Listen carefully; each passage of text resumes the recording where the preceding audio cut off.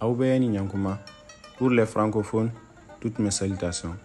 Je me nomme Alaï Kassé, un jeune leader de projet Djigia, provenant du cercle de Tenengu dans la région de Mopti. Majoritairement habité par des Peuls, Tenengu est une terre qui était autrefois prospère. Toutefois, depuis qu'elle est assiégée par les djihadistes, Tenengu connaît aujourd'hui de nombreuses crises, principalement sécuritaires. Malgré les nombreuses difficultés qui plaignaient sur Tenengu, les djihadistes ne sont pas blâmables sur une chose, les mariages précoces qui existent bien avant leur arrivée.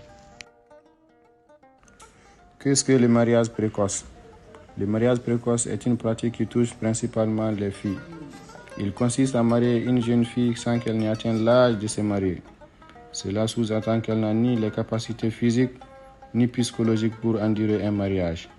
En effet, la jeune fille promise à l'homme n'a pas la maturité nécessaire pour entretenir un foyer. Mais le plus inquiétant concernant sa santé. Si son corps est fragile, plusieurs maladies graves peuvent l'atteindre. Dans le pur des scénarios, elle peut subir des opérations chirurgicales, être stérile ou même rencontrer la mort. Le mariage précoce peut être synonyme de mariage forcé dans certaines situations. C'est plusieurs ethnies au Mali, notamment les Peuls. Certaines filles sont mariées sans leur consentement. D'ailleurs, de très jeunes filles promises à un homme avant l'âge de puberté sont identifiables de diverses manières, soit à l'aide d'un moindre attaché sur la cheville ou par voie orale. Autrement dit, le bouche à l'oreille. De fait, la jeune fille est comprise dans un filet dont elle ne peut plus échapper. Les hommes ne sont pas les principaux concernés par les mariages précoces, car la société a déjà acquis le fait qu'ils sont ceux qui entretiennent les foyers, nécessitant une certaine aisance financière survenant généralement à l'âge adulte. D'ailleurs, cela explique le décalage d'âge entre la jeune fille et l'homme adulte.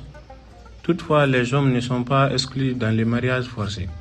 Ils peuvent se marier dans les normes d'âge tout en restant promis à une jeune fille sans leur consentement. La question à se poser est comment en est-on arrivé au mariage précoce? Il faut noter qu'une des premières raisons est purement relationnelle.